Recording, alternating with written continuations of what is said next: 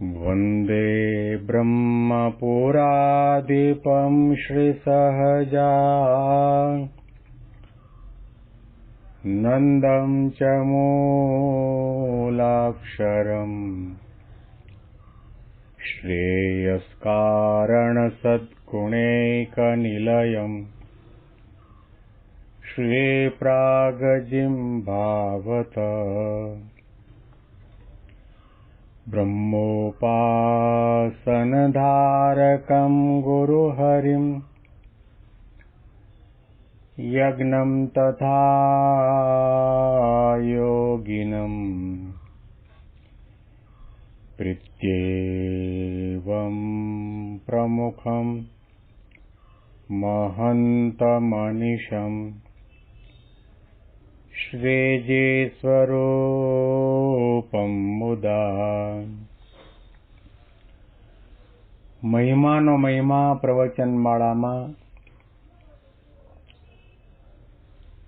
આજે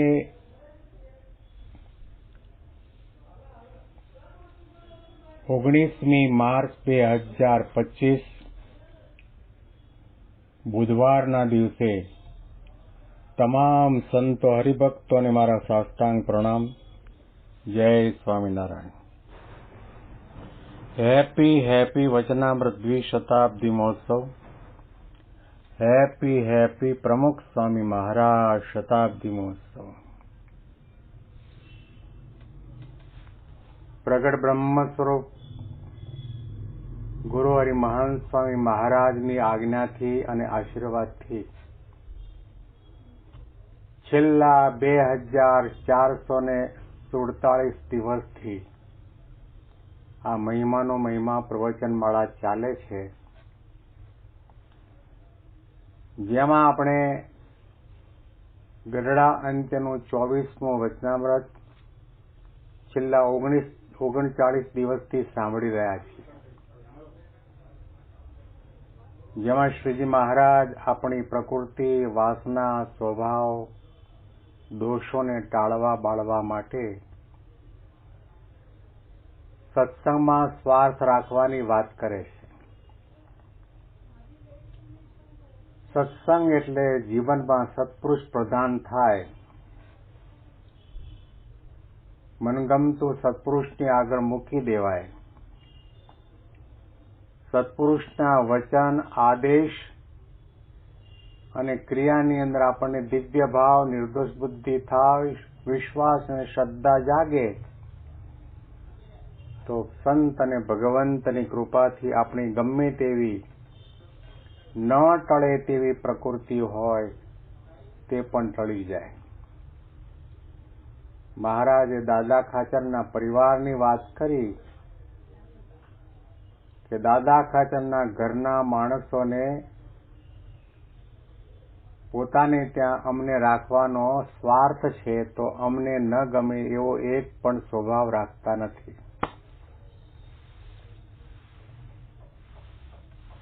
જો આ પ્રગટની વાત આવી છે, પરોક્ષની વાત નથી. પ્રગટ કોને રાખવાના છે? પ્રગટ ભગવાનને રાખવાના છે. અને પ્રગટ ભગવાનને રાખવા હોય, સાથે રાખવા હોય, નેત્રમાં, વાણીમાં, કાનમાં, દિમાગમાં, દિલમાં અને જબાનમાં રાખવા હોય ને આત્મામાં પધરાવવા હોય, તો એમને ન ગમે એવી પ્રકૃતિ કે સ્વભાવ આપણામાં હોય એનો ત્યાગ કરવો. બ્રહ્મ સ્વરૂપ યોગીજી મહારાજના ઘણા બધા સંતોમાંના અમુક સંતો એટલા બધા યોગી બાપાના વાલા થયા, એનું શું કારણ છે કે યોગી બાપાને ન ગમે એવો સ્વભાવ હોવા છતાં પણ ત્યાગ કરી દીધો. આળસનો ત્યાગ કર્યો, ઊંઘનો ત્યાગ કર્યો, રસાસ્વાદનો ત્યાગ કર્યો, અહંકારનો ત્યાગ કર્યો, ઈર્ષ્યાનો ત્યાગ કર્યો, અને કેવળ વિવેક સાગર સ્વામીની વાત કરીએ કે તેઓ જ્યારે યુવક તરીકે યોગીજી મહારાજની પાસે આવ્યા અને પાર્ષદની દીક્ષા લીધી, એમનો કંઠ ઘણો મીઠો, અમને એમને પોતાને સંગીતમાં રસ રુચિ પણ ખરા, એમની ઈચ્છા પણ ખરી કે આપણે સંગીતનો અભ્યાસ કરીએ. ત્યારે યોગી બાપા એમને સીધી આજ્ઞા કરી તમારે સંસ્કૃત ભણવાનું છે ને સંસ્કૃતમાં તમારે આચાર્ય થવાનું છે. એટલે સંગીત ભણવાનો સંકલ્પ છે એને બાજુ ઉપર મૂકી દીધો. જિંદગીમાં ત્યાર પછી વિવેક સાગર સ્વામીને ક્યારેય પણ સંગીત શીખવાનો વિચાર નથી આવ્યો અને ચોટી બાંધીને મંડી પડ્યા સંસ્કૃત ભણવા માટે. શરૂઆતના વર્ષોની અંદર આપણી પાસે વિદ્વાનો નહોતા, પંડિતો નહોતા, બારે વિદ્વાન પાસે ભણવા જવું પડતું, ટ્રેનમાં ધક્કા ધુક્કીમાં જવું પડતું.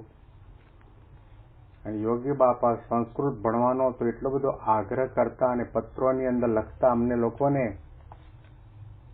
કે તમે અમારી ઈચ્છા અને આજ્ઞા પ્રમાણે સંસ્કૃત ભણશો તો અમે માનશો કે તમે ચાંદ્રાયણના મોટા મોટા તપ કર્યા એના કરતા પણ વધારે પુણ્ય તમને થશે. મહાન સ્વામીની આજ્ઞામાં રહેશો તો સોનાના થઈ જશો. મહાન સ્વામી પાસે નિષ્કપટ થવું, વાસણ ઉટકવા. હવે આ બધા નવ યોગેશ્વરો કોઈ દિવસ જિંદગીમાં ચાનો કપ ધોયો ન હોય ને પોતાના માટે ચાય ન બનાવી હોય, એ દુનિયાના રંગે રંગાયેલા એવા મહાન સ્વામી, ડોક્ટર સ્વામી, કોઠારી સ્વામી, ઈશ્વર સ્વામી, વિવેક સાગર સ્વામી, ઘનશ્યામ ચરણ સ્વામી, આ બધા સંતો યોગી બાપાને રાજી કરવા માટે યોગી બાપાએ કહ્યું તેમ જ કર્યું. ત્યાં ગોલર સ્વામીને આજ્ઞા કરી તમારે રસોડામાં રસોઈ કરીને આ બધા સંતોને હરિભક્તોને જમાડવા આગતા સ્વાગતા કરવી. ત્યાં ગોલર સ્વામી એટલે કંપાલાના મહેન્દ્રભાઈ ચુનીભાઈ લલ્લુભાઈ પટેલ. એમણે પોતાના માટે પણ ક્યારેય ચા પીવા માટે ચા બનાવી નથી, ચા બનાવતા આવડતું નહીં, ચૂલો સળગાવ્યો નથી. પોતાની રસ રુચિ અભિપ્રાય સ્વભાવ પ્રકૃતિથી વિરુદ્ધ એવું કાર્ય યોગી બાપાની આજ્ઞાથી કર્યું. વર્ષો સુધી તેમણે રસોડામાં સેવા કરી, સગડા પેટાવ્યા, લોટ બાંધ્યો, રોટલી વણી, પૂરી વણી, શાક સુધાર્યા, વાસણ ઉટક્યા, ચોકા કર્યા. એમ નામ યોગી બાપાના મુખનું પાન નથી બન્યા. યોગી બાપાની મરજી રસ રુચિ પ્રમાણે એમણે પોતાના દેહને વાળ્યો છે. એમને રાજી કરવાનું તાન છે. યોગી બાપાને રાજી કરવા હોય, મહારાજને આપણા હૃદય સિંહાસનમાં બિરાજમાન કરવા હોય તો આપણા ગમતા સ્વભાવનો ત્યાગ કરીને મનગમતું મૂકીને ભગવાન અને સંતના ગમતા પ્રમાણે વર્તીએ અને એવું પ્રકારનું મહારાજ વર્તાવે તો પણ દેહ પર્યંત જે મૂંઝાય નહીં એવા સંત અને હરિભક્ત અને મહારાજે ગઢડા પ્રથમના 76મા વચનામૃતમાં પાકો સત્સંગી કયો, પાકો હરિભક્ત કયો અને એવા સંત કે એવા હરિભક્ત કે સત્સંગી ઉપર મહારાજ કે અમને વગર કર્યું સહેજે હેત થાય છે.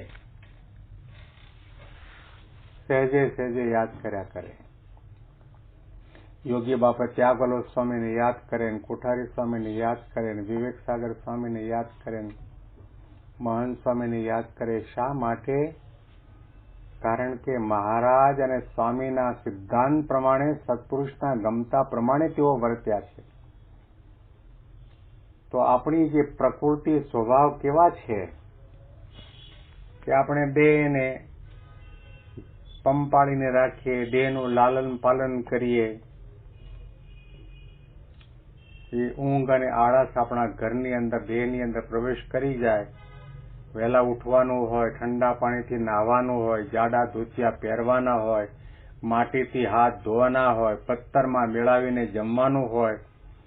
આ બધું કઠણ તો પડે, પણ એક વિચાર અને ધ્યેય અને નિશાન નજર સામે હતા કે યોગી બાપાને રાજી કરવા છે. તો એમણે પોતાના સ્વભાવ પ્રકૃતિ અણગમાનો બધાનો ત્યાગ કરીને બાપાના ગમતા પ્રમાણે કર્યું છે. તો સત્પુરુષ એ સત્સંગ છે અને સત્સંગ એ સત્પુરુષ છે. એમાં આપણને સ્વાર્થ હોય તો પ્રકૃતિ ટાળવી ઘણી કઠણ ન પડે. દાદા ખાચરે મહારાજના ગમતા પ્રમાણે જ કર્યું છે. મહારાજની શું મરજી છે આમ કહેવું નથી પડ્યું. ઘણા પરમહંસો શિયાળાની કડકડતી ઠંડીની અંદર ગેલા નદીના કાંઠા ઉપર ઉઘાડા સૂઈ જતા. એમના શરીરમાં વાઢિયા પડેલા, ચામડી ફાટી ગયેલી, એમાં લોહી નીકળતું પણ દેખાણું. મહારાજની આંખમાં પણ આંસુ આવી ગયા. મહારાજે દાદા ખાચરને નથી કહ્યું કે આ સંતોના રહેવાની વ્યવસ્થા કંઈક કરો કે ધર્મશાળા બંધાવો.